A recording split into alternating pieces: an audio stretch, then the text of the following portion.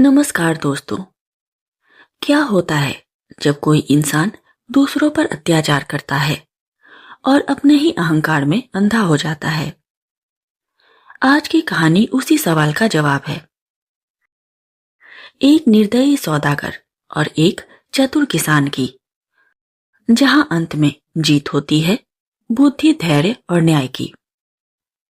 तो चलिए शुरू करते हैं आज की कहानी। किसी नगर में एक धनवान सौदागर रहता था, जो बाहर से भले ही सभ्य और समझदार दिखाई देता था, पर अपने नौकरों के साथ उसका व्यवहार अत्यंत कठोर और बेरहम था। उसे अपनी सत्ता और धन का बड़ा घमंड था। जब भी कोई निर्धन या मजबूर व्यक्ति उसके यहाँ नौकरी मांगने आता, तो वह बड़ी चालाकी से उसे एक कठोर शर्त पर काम देता। वह साफ कह देता, मेरे यहाँ काम करना है तो याद रखो, यदि कभी तुमने ऊंची आवाज में बात की, कोई बुरा शब्द कहा या जरा भी गुस्सा दिखाया, तो दंड स्वरूप तुम्हारी नाक काट ली जाएगी। मजबूरी के मारे लोग उसकी यह अमानवीय शर्त मान तो लेते, पर उसके कठोर स्वभाव और जानबूझकर उकसाने वाली आदतों के कारण अधिकतर नौकर जल्द ही अपना आपा खो बैठते और फिर सौदागर बिना दया दिखाए सजा दे देता। इस प्रकार उसका घर भय और आतंक का स्थान बन गया था, जहां काम करने वाले सम्मान से नहीं बल्कि डर से काम करते थे। अब नौकर भी आखिर इंसान ही थे, उनसे कब तक सब कुछ चुपचाप सहा जाता। सौदागर की छोटी छोटी बातों पर ताने देना, जानबूझकर अपमान करना और उकसाना आम बात थी। ऐसे में किसी न किसी दिन कोई न कोई अपना धैर्य खो ही देता। इसलिए इसमें कोई आश्चर्य नहीं कि उसके यहाँ काम करने वाले अनेक नौकर अपनी नाक गंवाकर ही वहां से विदा हुए। इन्हीं बदकिस्मत लोगों में एक सीधा साधा किसान भी था। वह पहाड़ी इलाके का रहने वाला था, जहां मुश्किल से मक्का की फसल उगती थी। उस वर्ष वर्षा बहुत कम हुई, जिससे उसकी सारी मेहनत और पूंजी मिट्टी में मिल गई। घर में खाने के लाले पड़ गए और परिवार का पेट पालना कठिन हो गया। मजबूरी ने उसे अपने गांव खेत छोड़कर उस निर्दयी सौदागर के यहाँ नौकरी करने पर विवश कर दिया। उसने सोचा था कि मेहनत और सहनशीलता से वह किसी तरह गुजारा कर लेगा, पर उसे क्या मालूम था कि वहां उसकी परीक्षा केवल काम की नहीं, बल्कि उसके धैर्य और आत्मसम्मान की भी होने वाली है। वह किसान स्वभाव से अत्यंत शांत, सहनशील और विनम्र व्यक्ति था। वह अपने काम में ईमानदार था और हर परिस्थिति में धैर्य बनाए रखने की कोशिश करता था। सौदागर की कठोर बातों और तानों को भी वह चुपचाप सह लेता, क्योंकि उसे अपने परिवार की चिंता थी और वह किसी भी तरह अपनी रोजी रोटी बचाए रखना चाहता था। सौदागर के यहाँ जितने भी नौकर आए, उनमें से यदि कोई सबसे अधिक समय तक टिक सका तो वह यही किसान था। उसकी सहनशीलता और नम्रता के कारण ही वह अब तक उस क्रूर नियम से बचा हुआ था। किंतु दुर्भाग्य से उसकी यह परीक्षा भी अधिक समय तक नहीं चल सकी। एक दिन की बात है, किसान किसी निजी चिंता के कारण पहले ही बहुत व्याकुल था। मन में घर परिवार की फिक्र और बीते दिनों की थकान भरी हुई थी। फिर भी वह रोज की तरह अपने काम में लगा रहा, क्योंकि उसे मालूम था कि जरा सी चूक भी भारी पड़ सकती है। सामान्यतः वह अपने मालिक की हर आज्ञा बिना प्रश्न किए मान लेता था, पर उस दिन सौदागर ने जानबूझकर उससे ऐसे काम करने को कहा जो अनुचित और अपमानजनक थे।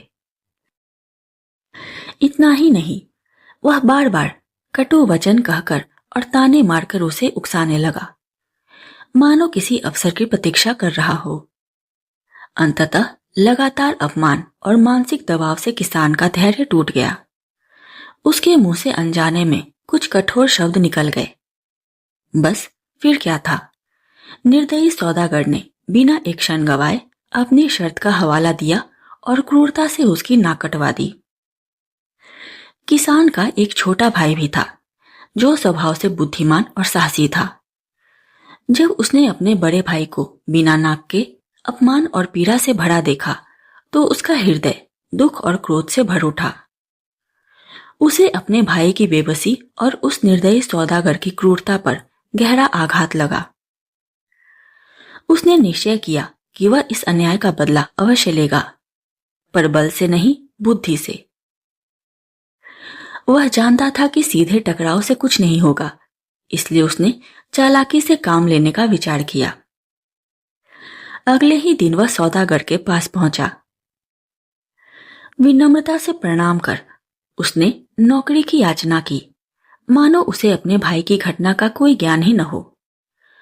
उसके मन में बदले की आग थी, पर चेहरे पर शांति और नम्रता की झलक। सौदागर ने उसे ऊपर से नीचे तक देखा, मानो उसकी हिम्मत और स्वभाव को परख रहा हो। कठोर स्वर में बोला, ठीक है, मैं तुम्हें अपने यहां काम पर रख सकता हूं, पर मेरी एक सख्त शर्त है। यदि तुमने कभी ऊंची आवाज में बात की, कोई बुरा शब्द कहा या जरा भी गुस्सा दिखाया तो दंड स्वरूप तुम्हारी नाक काट ली जाएगी।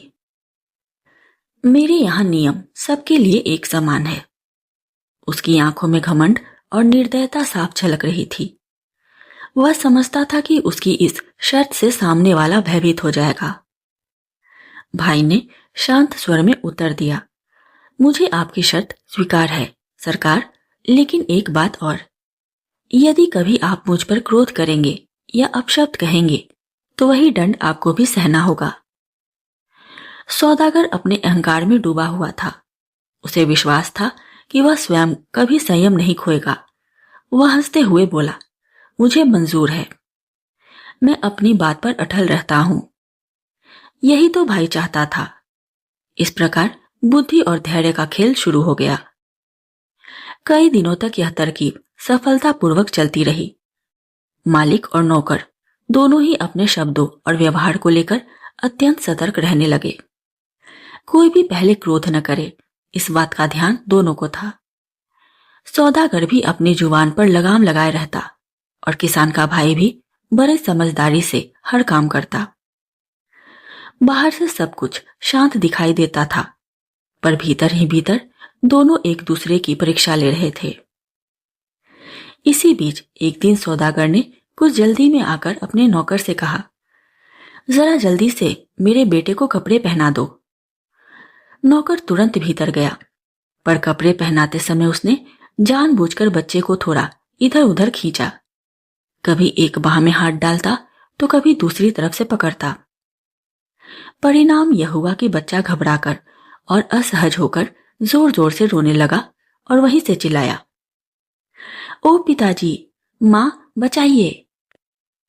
नौकर की यह हरकत कोई भूल नहीं थी, बल्कि एक सोची समझी चाल थी। वह देखना चाहता था कि क्या इस बार सौदागर अपना संयम खो देगा। सौदागर घबराता हुआ भीतर आया और ऊंची आवाज में बोला, अरे तुम यह क्या कर रहे हो? बच्चे को इस तरह क्यों परेशान कर रहे हो? नौकर ने पूरी शांति के साथ उत्तर दिया, सरकार, मैं तो आपकी आज्ञा का पालन कर रहा हूं। आपने कहा था कि इसे जल्दी से कपड़े पहना दूं, पर यह लड़का भाग दौड़ नहीं कर रहा, बल्कि बार बार बैठने की जिद कर रहा है। मैं तो इसे चलाते फिराते कपड़े पहना रहा हूं ताकि काम जल्दी पूरा हो जाए। उसकी बात सुनकर सौदागर एक क्षण के लिए निरुत्तर रह गया। बात में सीधा विरोध तो कुछ था नहीं, पर अर्थ का ऐसा मोड़ था कि मन में खींच अवश्य उत्पन्न हो। नौकर ने शब्दों का ऐसा जाल बिछाया था कि दोष निकालना आसान नहीं था, पर चिढ़ होना स्वाभाविक था। अब मालिक ने तो सामान्य अर्थ में यही कहा था कि बच्चे को जल्दी से कपड़े पहना दिए जाए। सच तो यह था कि 20 में से 19 लोग उसी सरल अर्थ को समझते कि बच्चे को शांत बैठाकर शीघ्रता से कपड़े पहना दो, परंतु शब्दों का एक दूसरा अर्थ भी निकाला जा सकता था। मानो जल्दी का मतलब यह हो कि भागते दौड़ते ही उसे कपड़े पहना दिया जाए। किसान का भाई जानबूझकर उसी उल्टे अर्थ को पकड़ बैठा था। वह जानता था कि बात का सीधा अर्थ तो सभी समझते हैं, पर यदि शब्दों को थोड़ा मोड़ दिया जाए तो वही आज्ञा उलझन और क्रोध का कारण बन सकती है। यही उसकी चाल थी। वह नियम तो नहीं तोड़ रहा था, पर अर्थ का ऐसा खेल खेल रहा था कि सौदागर के धैर्य की परीक्षा होती रहे। नौकर ने पूरी मासूमियत का अभिनय करते हुए वही किया, जिसे बच्चे की चीख पुकार बढ़े और सौदागर का धैर्य डगमगाने लगे। और सचमुच उसकी यह युक्ति काम कर गई। सौदागर के चेहरे पर क्रोध साफ झलकने लगा। वह भीतर ही भीतर तिलमिला उठा, यद्यपि अभी तक उसने अपने शब्दों पर नियंत्रण रखा था। कुछ समय बाद एक और अवसर आया। सौदागर ने निश्चय किया कि वह अपने पूरे परिवार के साथ कुछ दिनों के लिए दूसरे नगर जाएगा, जहां उस समय बड़ा मेला लगने वाला था। यात्रा के बहाने वह व्यापारिक काम भी निपटाना चाहता था और परिवार को मनोरंजन भी कराना चाहता था। घर की देखभाल और आवश्यक कार्यों के लिए उसने उसी चतुर नौकर को साथ ले लिया। बाहर से वह उस पर भरोसा जताता था, पर भीतर ही भीतर दोनों एक दूसरे की चालें समझते थे। इस प्रकार वे सब मेला देखने के लिए रवाना हुए और नौकर भी उनके साथ था, मन में अपनी अगली युक्ति सोचते हुए। मेले में पहुंचकर सौदागर ने सोचा कि परिवार तो मेला घूमने जाएगा, पर घर को खाली छोड़ना उचित नहीं, इसलिए उसने नौकर को वहीं ठहराकर घर की देखभाल का आदेश दिया। जाते समय उसने विशेष रूप से समझाते हुए कहा, ध्यान रहे, घर के दरवाजों और खिड़कियों की अच्छी तरह देखभाल करना, कहीं कोई चोरी चकारी न हो जाए। उसके स्वर में हुक्म भी था और चेतावनी भी। नौकर ने सिर झुकाकर बड़ी विनम्रता से उत्तर दिया, जैसी आपकी आज्ञा सरकार। मैं पूरी निष्ठा से दरवाजों और खिड़कियों की रक्षा करूंगा। मालिक और उसका परिवार मेले की ओर गए। अभी कुछ ही दिन बीता था कि नौकर का मन भी मेले की रौनक देखने को मचल उठा। उसने सोचा, जब दरवाजों और खिड़कियों की देखभाल का वचन दिया है तो क्यों न उन्हें अपने साथ ही सुरक्षित रखा जाए। योजना के अनुसार उसने पहले घर का फर्नीचर और अन्य कीमती सामान एक बड़े गड्ढे में सावधानी से छिपा दिया, ताकि किसी की नजर न पड़े। फिर उसने कुछ मजदूरों को बुलाया और घर के सभी दरवाजे और खिड़कियां उखाड़कर उनके सिर पर ला दिए। सब कुछ तैयार करके वह बड़े आराम से मेले की ओर चल पड़ा। पीछे पीछे मजदूर, जिनके कंधों पर दरवाजे और खिड़कियां टिकी थी। नौकर के चेहरे पर गंभीरता थी, मानो वह सचमुच अपने कर्तव्य का पालन कर रहा हो, पर भीतर ही भीतर वह जानता था कि यह दृश्य देखते ही सौदागर का धैर्य टूटना तय है।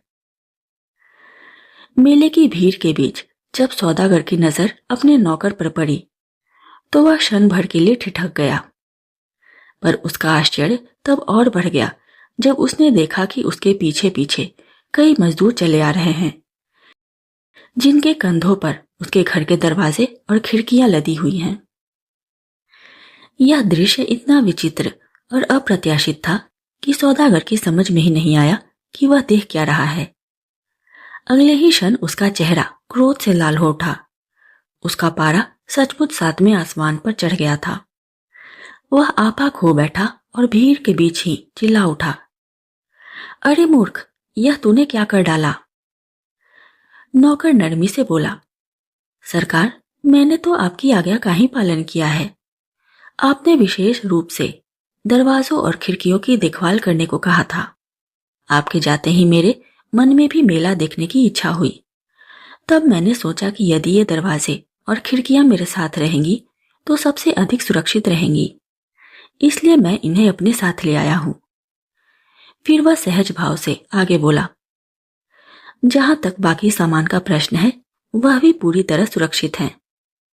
मैंने आपका फर्नीचर और कीमती वस्तुएं एक बड़े गड्ढे में सावधानी से छिपा दी है, ताकि कोई चोरी न कर सके। सौदागर का क्रोध अब सीमा पार कर चुका था। वह ऊंची आवाज में चिल्लाया, अरे बेवकूफ।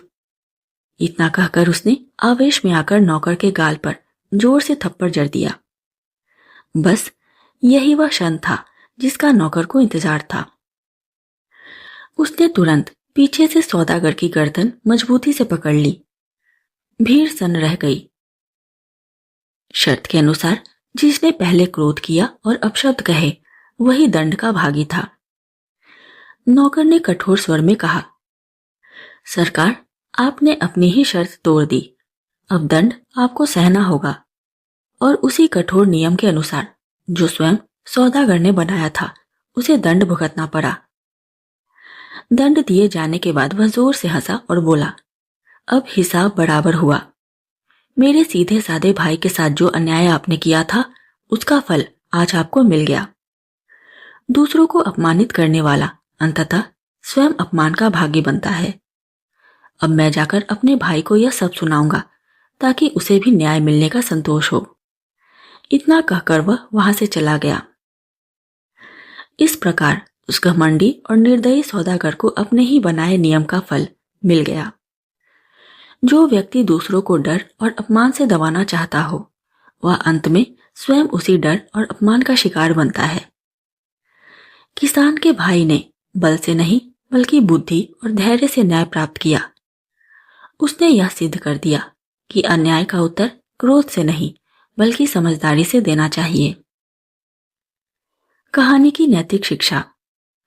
जो दूसरों के लिए कठोर नियम बनाता है उसे एक दिन उन्हीं नियमों का सामना स्वयं करना पड़ता है। अहंकार और क्रूरता अंततः विनाश का कारण बनते हैं, जबकि बुद्धि, धैर्य और संयम से ही सच्चा न्याय प्राप्त होता है। अगर आपको यह कहानी पसंद आई हो तो वीडियो को लाइक करें, शेयर करें और चैनल को सब्सक्राइब करना न भूलें। याद रखिए, अहंकार और अन्याय अधिक दिन तक नहीं टिकते। अंत में हर व्यक्ति अपने कर्मों का फल अवश्य पाता है।